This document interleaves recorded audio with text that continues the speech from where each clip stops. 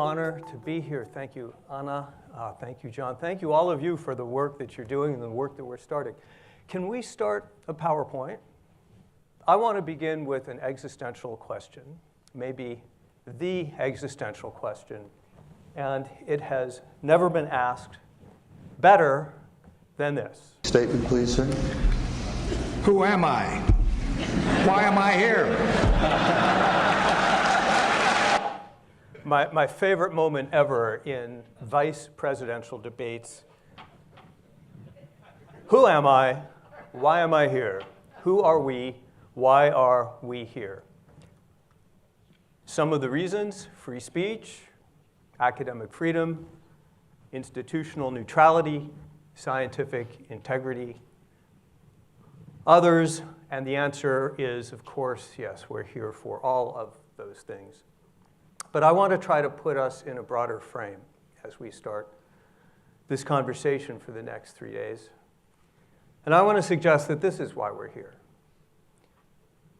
We're here to defend a very particular and very robust, yet also very delicate system of rules and institutions that make it possible to turn the conflict of disagreement into the light of knowledge. If you ask most Americans where knowledge comes from, they will probably say the marketplace of ideas. This is a concept that, as you all know, goes back to John Stuart Mill in theory and was first enunciated in its modern form by Oliver Wendell Holmes in his Dissent in Abrams versus US. The best test of truth is the power of the thought to get itself accepted in the competition of the market. Marketplace of ideas is a great metaphor. I love it. I use it all the time, but it turns out to be incomplete in fundamental ways for reasons that have to do with the cognitive and social shortcomings of human beings. If you simply put people in a free speech environment without any rules, guidelines, norms, institutions, and guardrails, you get this. You get 8chan, 4chan, Twitter, X. You get a cacophony of voices, many of them trolls, many of them self-displays, tribalism, rabbit holes, conspiracy theories. You get chaos and not knowledge. In order to create knowledge, you need something that goes beyond John Stuart Mill and the marketplace of ideas. You need this guy. You all know who this is. With undergraduates, sometimes it's dicey, but you all know this is James Madison, father of the Constitution. I believe probably the greatest political genius who ever lived, including Plato and Aristotle. Madison is the key person, along with Washington, Hamilton, and others, who understand very quickly that this, the Declaration of Independence, is not enough. It is a grand statement of principles of freedom, human equality. What it does not do is establish a structure for governing the independent United States of America. And of course, what happens is within only a couple of years, the initial Articles of Confederation dissolve into squabbling between the states. They begin to inflate their currencies. They have trade wars, navigation wars with each other. At one point, Virginia and Maryland had actual armed ships pointing their guns across the river at each other. They understood that you need one of these. You need a constitution. You need rules and institutions. Well, you need exactly the same thing in the world of knowledge that you do in the world of governance. You need a constitution of knowledge. Constitution of knowledge is not a metaphor, an analogy, a simile, a figure of speech. It's an actual thing. You can go and read it. It's not in just one place like the US Constitution, but you'll find it in places like the AAUP Red Book, in the ethics rules of the American Society of Newspaper Editors, now called News Leaders, in the ethics guidelines and protocols of the professional societies, of which most of you are members, and so on. What is it? The rules, the norms, the institutions that structure our public conversation so they lead us toward truth and away from ignorance, conflict, and oppression. Ignorance, conflict, and oppression, thank you, being the primary ways in which human beings have settled disputes about reality and fact over the course of human history. The key word there is structure. You must have structure for these conversations, or as John Haidt put it, settings. You need to have the social settings right in order to get the right kinds of conversations and disputations. Now, my book elaborates at length, so I won't do it here, on the fact that these two constitutions parallel each other, one in the political sphere, one in the epistemic sphere, but they are both about settling disagreements and turning disagreements into consensus. And they operate on similar principles. For example, no final say. There's no last election. There's no last experiment. The status quo is always subject to change, and that prevents any one faction or leader or idea from becoming enshrined permanently. No personal authority. The rules are impersonal. Persons are interchangeable, so anyone can vote and gets the same vote. Anyone can replicate the experiment, and it better come out the same way. Anything that anyone can do, anyone else can do, no one in particular is in charge. This is the radical principle that underlies both of these systems. Consensus, not coercion. Both of these systems rule out the use of brute force, intimidation, bullying, and of course, violence.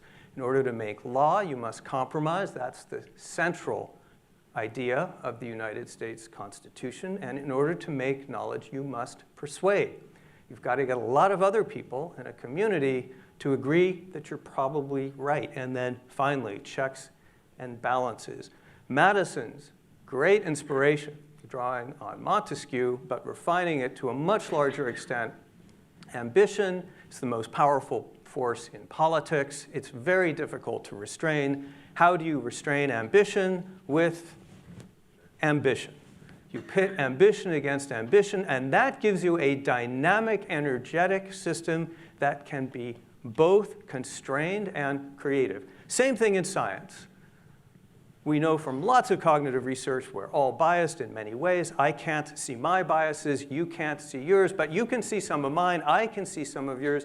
And out of that diversity, if we can pit our biases against each other in a structured way, that becomes the raw material in the process that gives us knowledge. If you build a system according to these rules and other rules, the result is a global network seeking knowledge by hunting for error, the reality-based community. All of us today in this room are professional members of the reality-based community. And that could mean, for example, that we're journalists. This is my world. This is a newsroom. This is a hub where editors and reporters and checkers and copy editors and all the rest gather information, sort through it, try to figure out which of it is good information, which is worth acting upon, and then, if they publish it, passing it on to the system through other nodes, according to a lot of very rigorous rules. Here's another. This is government. US government is shot through with institutions that are in the business of anchoring our public policy to reality. This is everything from the Justice Department and the FBI to NOAA. We have a NOAA veteran in the room today, I'm happy to say. The intelligence agencies, Congressional Research Service, every time you see a hearing, and so on. A government that is not based in facts and reality is ipso facto tyrannical, and if you don't believe me, ask George Orwell. There are more, there are museums and libraries and law enforcement. But this is the long pole in the tent. This is us.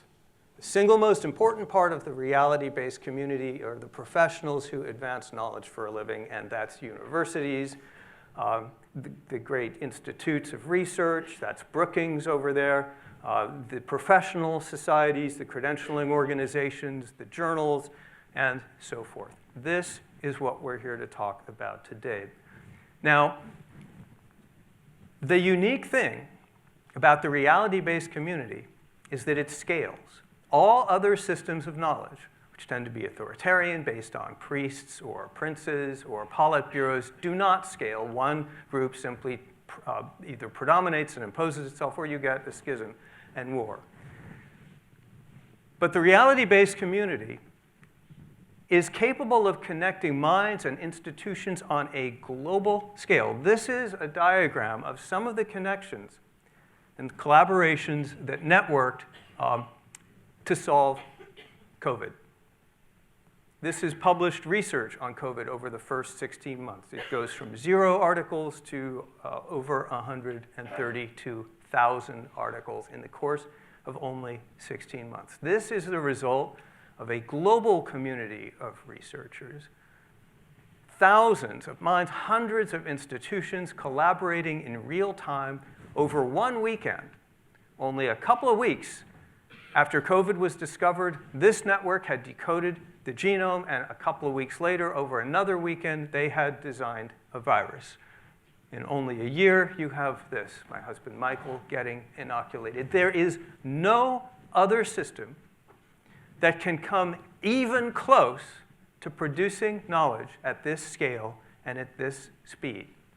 It is not an exaggeration to say that every morning, right now, the reality-based community creates more new knowledge than all of humanity did in its first 200,000 years.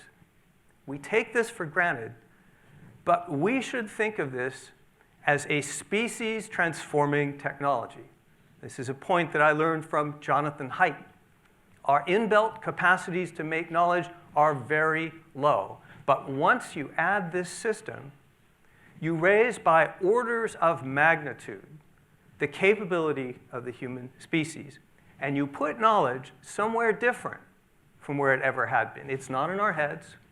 It's not in the Politburo. It's not in the text like a Bible.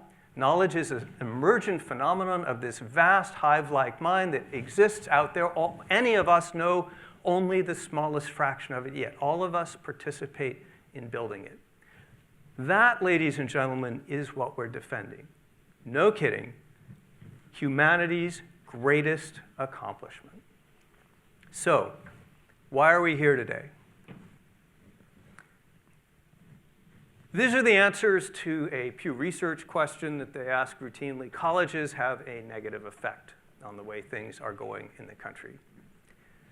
Chart speaks for itself, an almost 20-point drop in this measure in a period of almost 10 years. Only 10 years, I should say. Today, almost half of Americans think that colleges have a negative effect on the country. That's a collapse in confidence. In the world of polling, as you political scientists out there know, this is a very rapid drop. It really is a crisis. Why is this happening?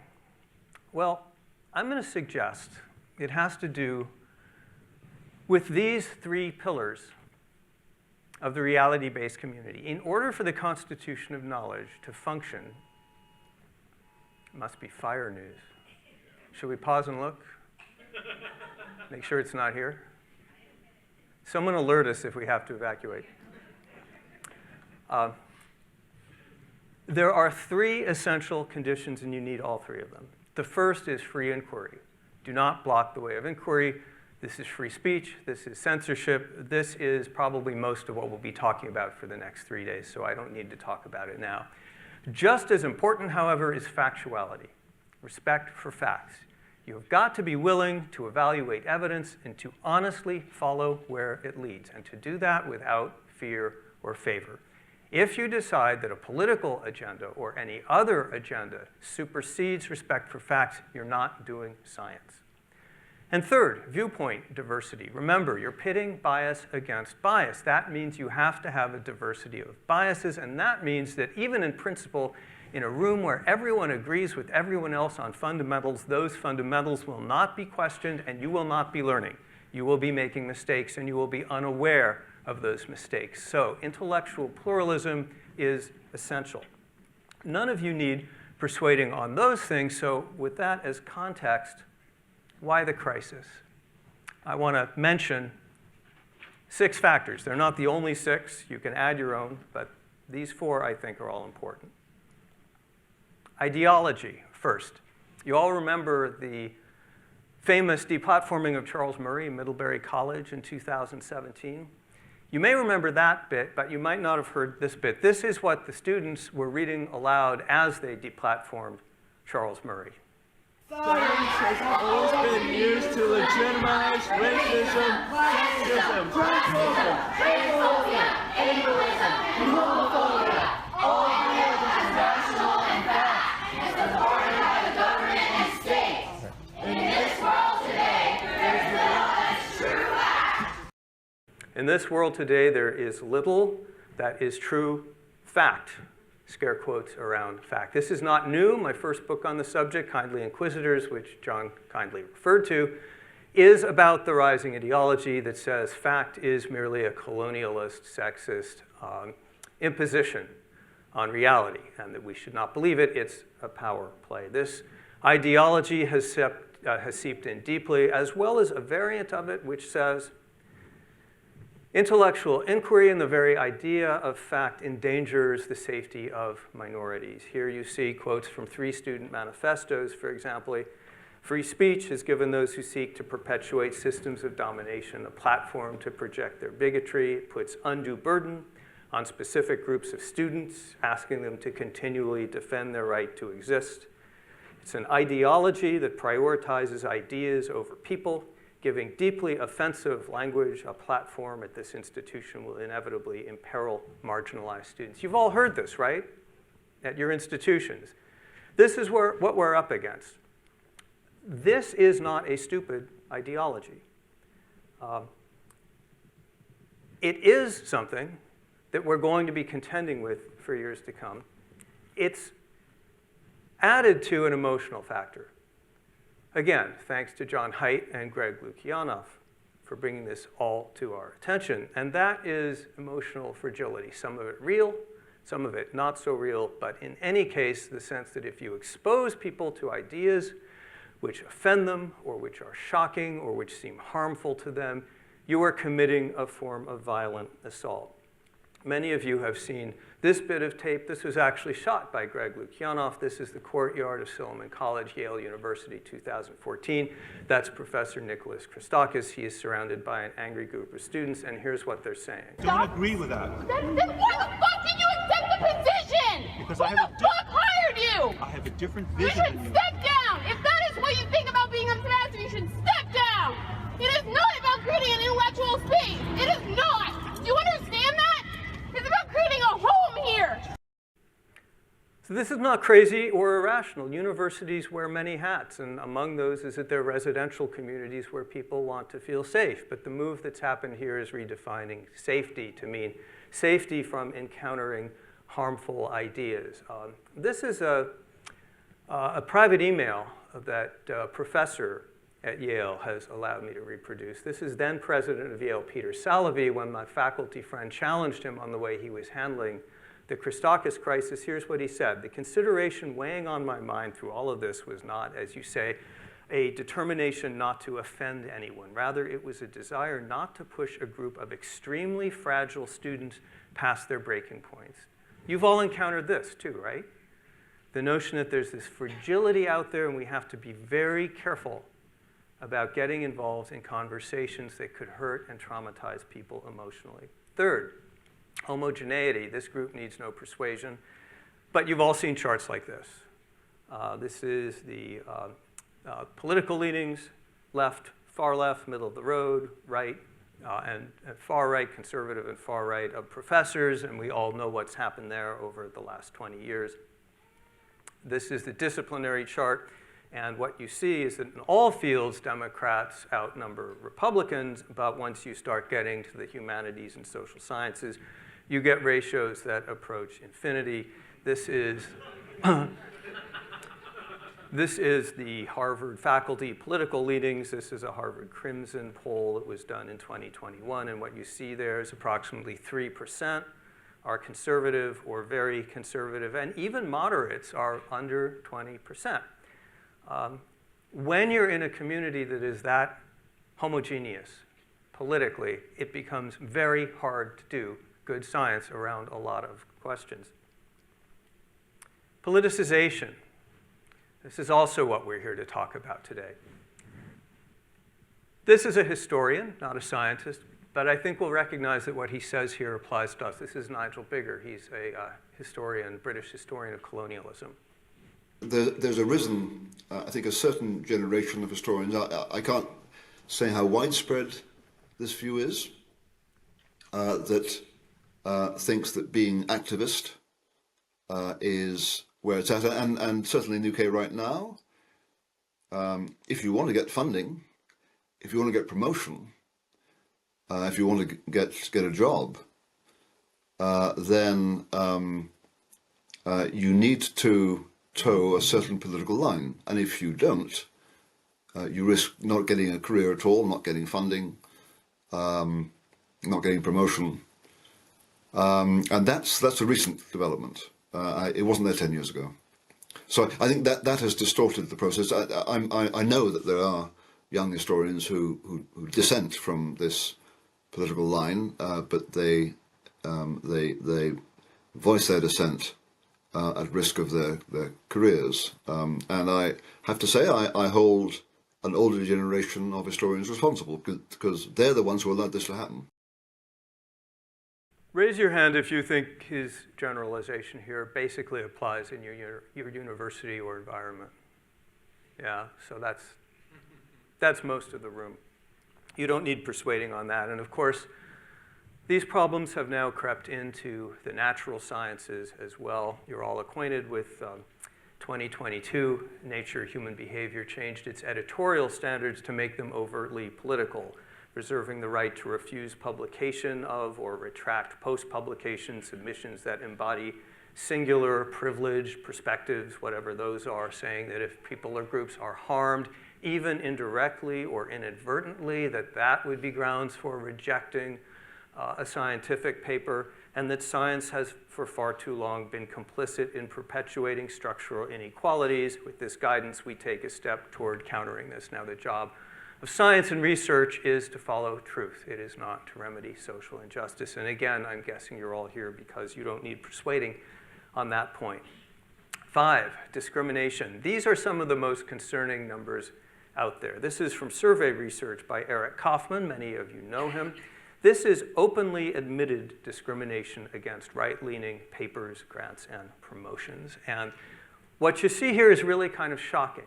Now, remember, these are academics who openly acknowledge discriminating. So I think we can say with some confidence that many others are discriminating but not willing to tell us. And these over here on the right are the graduate students.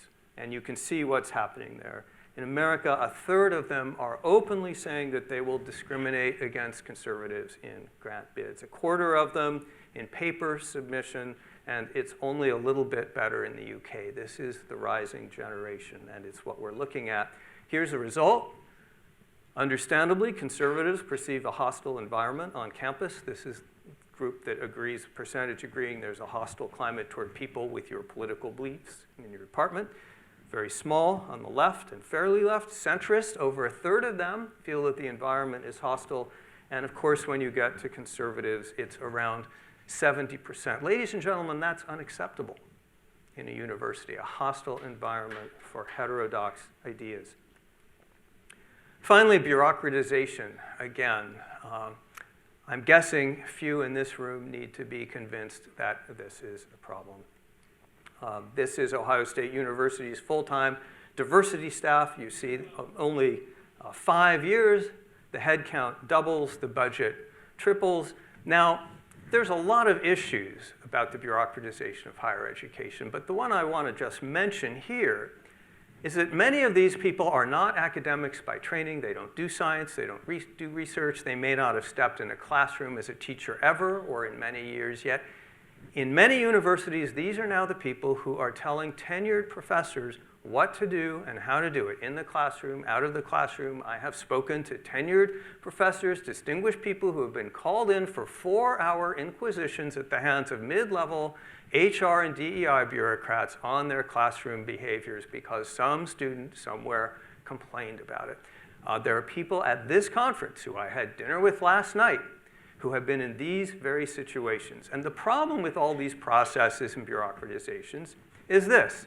The investigation is the punishment. The more the bureaucrats, the more there are going to be reports and investigations. And you can see here how investigations and actions based on those investigations have increased over time. These are FIRE statistics. Result, this is the percentage of students saying that the climate at their school stifles some speech. You can see it rose starting in 2016. It peaked around 65%. The latest poll numbers I have around 60%. This is about the same, it turns out, as the percentage of Americans who say that the climate prevents them from saying things they believe. So we've got a national problem with people perceiving that their speech is being policed and self-censoring. But here's the thing, folks. This is at a university. This is supposed to be the place that's dedicated to the robust exchange of views. When 60% of students at our universities, and by the way, this is true in every survey, right down the line you get numbers like this.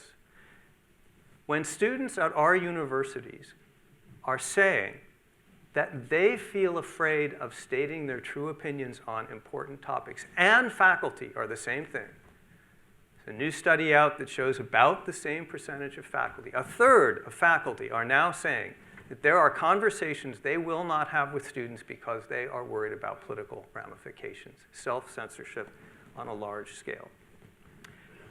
To me, even more concerning, this new development, the inevitable backlash as crisis of confidence overwhelms universities, the public turns hostile. As the public turns hostile, the political system turns hostile, and you begin to see across the United States, especially in red states, direct legislative, governmental, political intervention in the intellectual life of the university. These are legislatures passing laws directly regulating what can be said and done at universities. There are lots of different ways of doing it. Some are better, some are worse. Here is probably the worst. This is the Stop Woke Act in Florida. This is Governor DeSantis. To his left there, Christopher Rufo. This is a law that directly regulates what teachers can say and think in the classroom. Thank goodness for fire, which got some of that struck down. This, however, is a national trend, and it's not going to stop. This is what will happen to universities if they can't get their act together and reestablish some public trust. And that's why we're here today. So, constitution of knowledge relies on those three things: free inquiry, respect for facts, viewpoint diversity. They're why they're here. But I want to submit to you, we're here for something even bigger than that. We're here defending the principles of both our constitutions because they map onto each other. Political freedom, freedom of inquiry, same idea. An open system which is open to participation by all. Respect for law, respect for facts. You may disagree with where the system is on any given day, but you do abide by its rules. It's rule-based. Third, pluralism. In our liberal democracy, you must have, as Madison says, a multiplicity of factions required to compromise each other. In the Constitution of Knowledge, you must have a multiplicity of viewpoints required to persuade each other. These structures are the same, and we are defending the principles of both. So, question for you political scientists in the room, I know there's at least one. If we had to boil down to a single word what it is that we are advocating and defending over the next 3 days, what is that word? No. Someone said truth. No, not freedom. Democracy, getting closer, liberty. Debate. Constitution. We're all hovering around this concept. But I am going to say that John Tomasi must know the answer, right?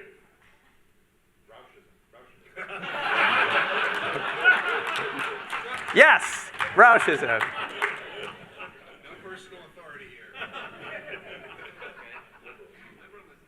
Liberalism.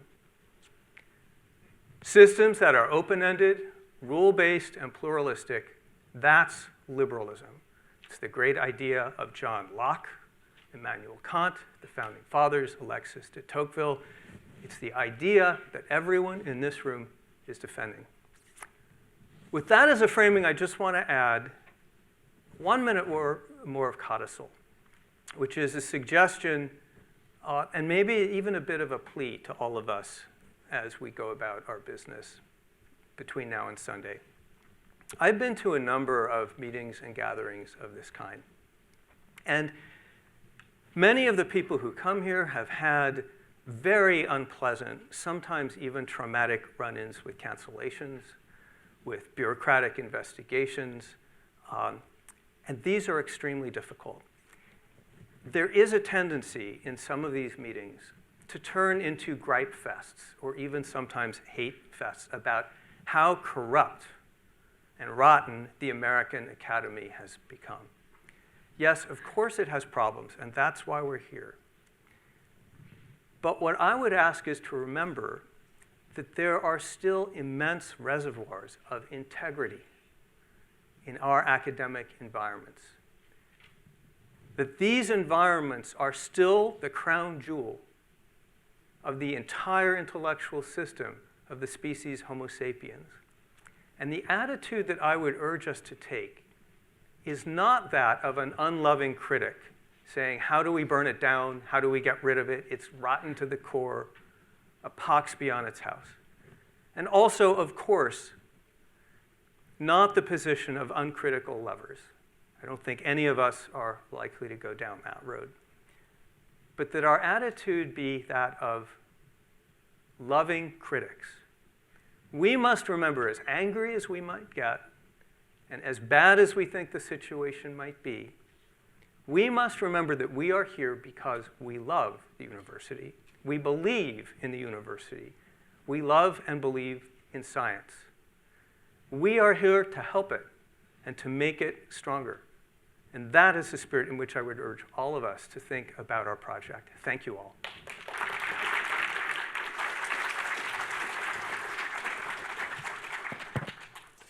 Thank you. So you can see why Jonathan Rauch is so shrine-worthy around HXA. And many of you may also know that John recently generously joined the board of HXA. John Haidt and I often say that we love our universities so much that we want to make them better. We love universities the way Socrates loved Athens, which meant that we're willing to be hard on them to make them better. And we hope the outcomes for us turn out better than for Socrates. We now have 15 minutes for Q&A with John Rauch. I'll ask you to keep your questions short so we can get as many as possible in. Please. And if you don't mind, just briefly introduce yourself, briefly, and just ask a brief question. Ladies and gentlemen, my name is Mars Chung. I have a question for Dr. Jonathan Rauch here. I'm a Mr. Mr. Jonathan Rauch, whatever you prefer. I read your book, The Constitution of Knowledge, and you make it clear inside there that it's important to us to have structural norms and ideas out there that buttress the idea that we have established institutions that allow us to come to truth. But I'm curious as to what you think of the need to enforce these ideas and whether this enforcement has to come through a social aspects or from hard law. One example I give is social media. Social media is arguably deranging us nowadays, like a platform like X, in which people are allowed to go on there and just spout whatever they want to say, whether they care about the truth or not. You have individuals who say enforcement of these norms would be a violation of free speech, but as you said earlier in your presentation, free speech doesn't, by in and out of itself, create knowledge. So given that social media is so large nowadays, and it's arguably become a place where ideas are exchanged, what kind of enforcement would make sense? Thank you. Thank you. Well, thank you. I should just say in passing that social media is the shiny object which you cannot get people away from talking about. And it's not the problem that really we're facing in academia and research today. The problems, I think, in academia and research are more deeply embedded and are a kind of corruption in the underlying norms. Social media, it's a whole different conversation, but my view is that direct government regulation is a bad idea of speech, and we've got 5,000 years of evidence that that's the case, and that how to moderate and create guardrails and institutions in that environment is a wicked hard question to which I don't know the answer, and that right now, with Mr. Musk in charge of X and the State Department's disinformation watchdogs having been dismantled, and Renee DiResta at Stanford out of a job because of House Republicans. I would say that those who are trying to figure out new ways to institutionalize and build norms and guardrails in that space are on the back foot. But I think also probably that's a topic for another day. And if anyone in this room knows what to do about social media, please come and see me and tell me. Thank you, Mark. Thank you. Other questions? Way in the back on the right, please. Again, introduce yourself briefly and a brief question.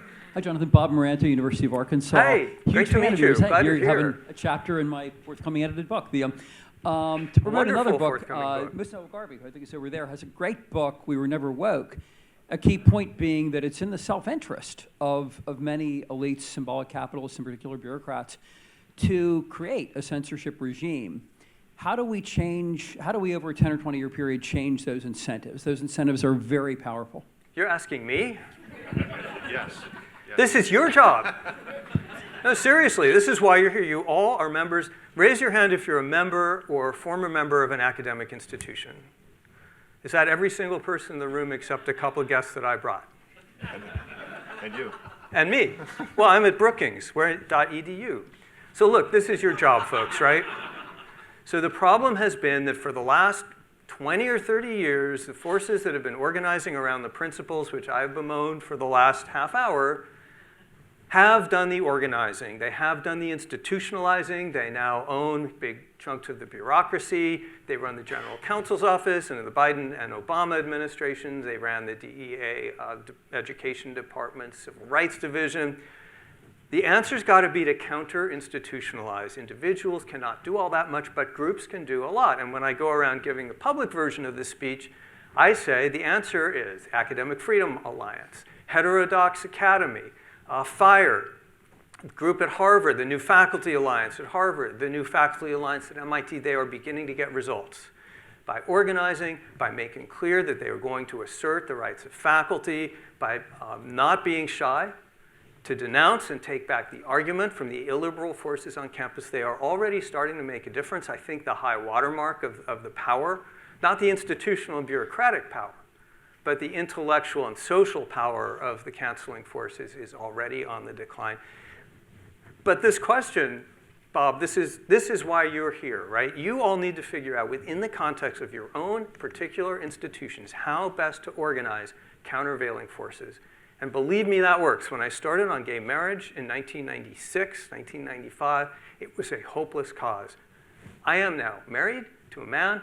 That man is here today. It's not even controversial. Guys, you can do that, but you need to figure it out. Thank you. He needs to figure it out. I'm on his board, and I'm going to make him. Raise your hands if you want to get in. Way down front. Sorry, Marisa. Yeah, you'll go back up next to him. Hi, I'm Tzvi Shalem. I'm here from Israel. I mean, I read deeply into Marxism and neo-Marxism stuff, and I know Herbert Marcuse, for example, would see all of the check marks of what you see as bad things, and he would say, good, good, good, good, and he would be anti-liberalism explicitly. I think there's a problem that most people who are from the sciences are in the lab. They're working very, very, very hard to advance knowledge, connect us to truth. And they don't have time to read what Marcuse writes or Michel Foucault, whatever. So I think the truth community doesn't understand enough what the ideology is that's pushing all of this. So how can we incentivize the scientists to spend a little bit of time outside of the lab to say deeper what the problem is? You guys are not going to like this answer, but it's the same answer. You're asking me? So scientists have not organized. When they do, they're powerful. But you have political theorists in the room. Public choice. You all know public choice theory? This is a standard problem where you have it's a collective action problem. You have a large population of people in which taking action against or for a particular cause is very expensive and time-consuming and may cost you your career. So that's a big downside for organizing. And thus, large bodies of people with important interests never get organized, and those interests remain latent. They do not surface. That's how you have farm subsidies, right? How many of you know how much is spent every year on rice subsidies? No hands have gone up in this room. There's a reason for that. You don't care all that much. You want to get on with your life. But believe me, the rice industry cares a lot. So we have a public choice problem in academia. Smaller numbers of people care very much about dominating these debates, and they are well organized and well institutionalized to do that. And most of the rest of us just want to get on with our lives and not be bothered with it. The answer, again, is you have to counter-organize. You have to form interest groups that make noise and get change done. It's group against group that gets the job done, but you all have to figure out how to do that. I really reckon, many of you have done this already, right? But John, I would guess that for everyone in this room, if you sat down with a pad of paper and a single hour, you could come up with at least 3 things that you and your friends could do in the context of your institution to advance these principles. And some of you have already done that. 1 hour, you can start getting this job done. Thank you. Next question, please. Marisa, where are you? Over here, please. And again, please identify yourself briefly and ask your brief question. Okay, my name is Keith Royals. I'm at the University of Michigan. I teach physics there. I hear that you are concerned about legislatures intervening and imposing draconian rules on universities that are in conflict with academic freedom. But I think the reality in many states, certainly blue states and purple states like my own, is that nothing is going to change at the top levels of universities unless there's external pressure. The faculty, as much as we may gripe and organize, if we don't get some alliances with politicians, and in my case that includes regents of the University of Michigan, nothing's going to happen. I mean, it's very clear that the elected regents have all of the real power at the University of Michigan, and they're different structures than other states. But the people who answer to the voters are potential allies, and I think that organizations like FIRE and Academic Freedom Alliance and so on are great for providing ammunition and support. But nothing is going to change to the top levels of administration unless we have external pressure from above. That's my own feeling after 33 years at the University of Michigan. I can only give you my opinion on that, and it's only my opinion, but I can say I think John will allow me to say this. This is an active subject of debate and discussion within Heterodox Academy, right? To what extent do you just need, perhaps reluctantly, to pull in outside forces like legislatures? My view is I'm very much against that. We have a very long history showing that when politicians get directly involved in directing intellectual inquiry, they politicize it, and you wind up in an atmosphere of fear significantly worse than where we are right now. But that is a debate which is important to engage. And there are definitely people who say we have to bring in the legislatures. When you say outside forces, I would, however, distinguish between outside lobbying forces, outside activism forces, forces like FIRE, which can form alliances with forces within the university, for example, on the faculties, versus politicians passing laws. Once a law is on a book, it's there for a long time. And believe me, the people in power in the federal government on January 20th, they're not your friends, okay? That is a very risky proposition, in my view. So I would distinguish between legal force and social force. But yes, the recipe, that's what we're here to discuss. And I'll just mention, as many of you know, Heterodox Academy has recently built a policy team. So we're now developing the capacity to hopefully influence some of this legislation. Our idea is that we hope to make universities smarter, and we hope to make some of the legislation smarter, or at least less dumb. So we'll see how this all plays out. But HXA is now getting involved in that world as well. Can I just add very briefly, sorry, that when you say nothing will change, the astonishment to me, I have asked this question at universities across the country and never received a satisfying answer. Why have professors, especially tenured professors, why have they allowed their core prerogatives to be leached away into the hands of bureaucrats, lawyers, human resources people, DEI people, communications people? Why have they allowed that to happen? And the answer, I don't know what the answer is, but until the professoriate decides that it must take that power back, that no professor is answerable to a mid-level HR bureaucrat about how that professor teaches in the classroom, for example. And that those bureaucrats will not even be empowered to investigate speech that is within the bounds of academic freedom, and that students who have complaints should take them to the professor, and on and on. Until you guys begin reclaiming that power, it's true, nothing will change. So why the heck don't you do that? Being called a racist. Terrible, being called a racist. Okay, that's bad. Happens to one person, it's terrible. Happens to a dozen on campus, not so terrible. When 150 faculty members at Harvard join a faculty group to defend academic freedom, you're going to call all 150 of them racist? Gets very different, right? Thank you. Another question in the middle here, please. Matthew. And again, introduce. Hi, I'm Matt Burgess from University of Wyoming. So just a couple of quick thoughts on the last two comments.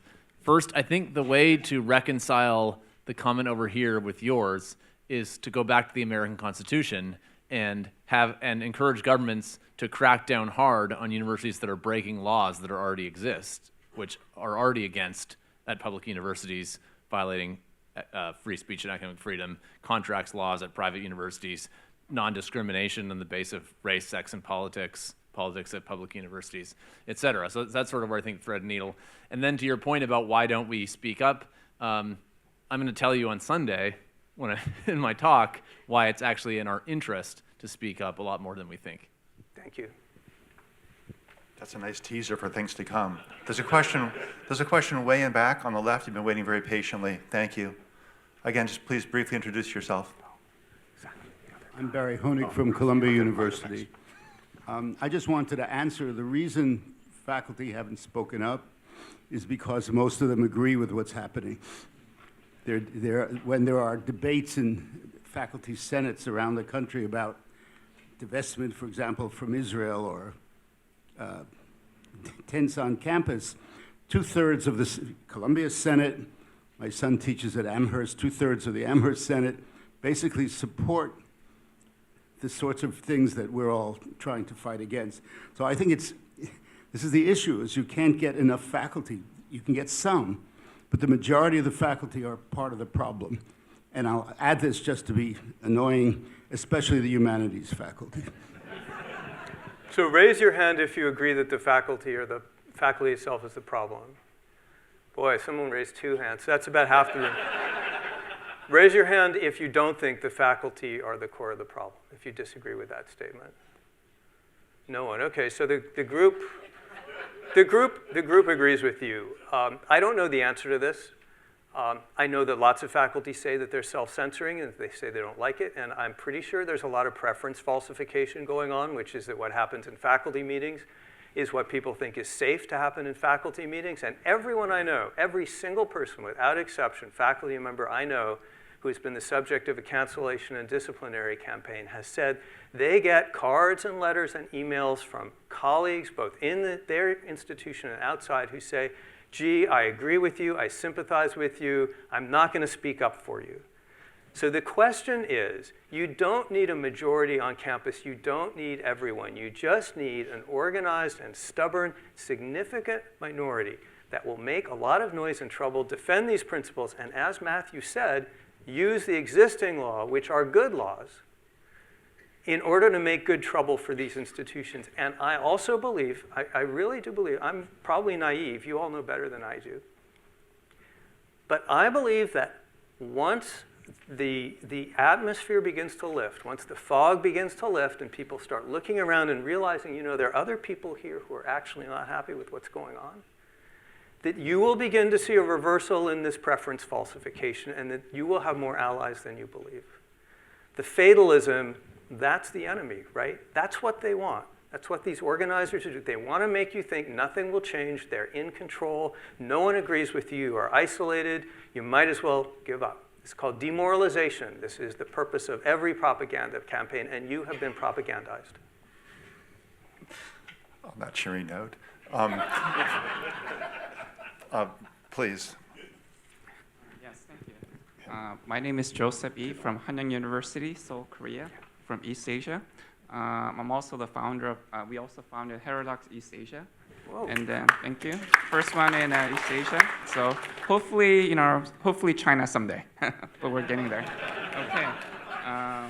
Now my question is, academic freedom comes from both, conservatives and progressives, but it seems like we don't really have a theoretical framework how left-wing censorship is similar or different from right-wing censorship. And so I'm wondering about that theoretical framework. What we see in South Korea is that it's kind of like we see similar trends, but it's more extreme. We have this extreme polarization. And I call it asymmetric polarization and asymmetric censorship. So you have progressives left who dominate culturally, politically, like the drama that people see. And that leads to political influence. So young people see movies like Taxi Driver, and they think like, oh, we should fight against the authoritarian regime. And then the government passes the May 18 law that says, if you say that there's North Korean spies We need to forgive me, but we need to move to a question just because our time is so limited. So basically, I see kind of progressives, they dominate the institutions, and then the conservatives, they become radicalized and isolated. They just watch YouTube, and they become disruptive. Thank you. And so I'm wondering if you have a theoretical framework for that. Thank you. Well, my book attempts to be a theoretical framework. The whole second half of the book is about the techniques that are used to manipulate the institutional and intellectual epistemic environments, both by the right and the left, with similar goals. The goal is always demoralization. It's to deceive, disorient, divide, but ultimately demoralize your target. If you can demoralize your target, they won't fight, and if they don't fight, you win without firing a shot. The right is doing that through Russian-style mass disinformation, and the left is doing it through social manipulation, otherwise known as canceling and wokeness, preference falsification. And these are all very, very old tactics for manipulating opinion. These go back. Tocqueville came to America and complained about the manipulation of opinion by manipulating the apparent majority. So that's what we're up against, but these are very known tactics. They are very vulnerable to people who call them out and change institutional incentives, and that's why we're here. Thank you. We have time for one more question. I want to go to the right side of the audience, if I may. Please. Thank you. Forgive the cough drop. I'm Jim Moore. I'm a refugee from the USC faculty, currently a senior fellow at the Reason Foundation. But you've ended on a tactical note in your remarks, thinking about improvement and what might be done. Do you see, I don't want to strengthen the federal role here, but do you see a role for accreditation rules in trying to improve the position universities are in?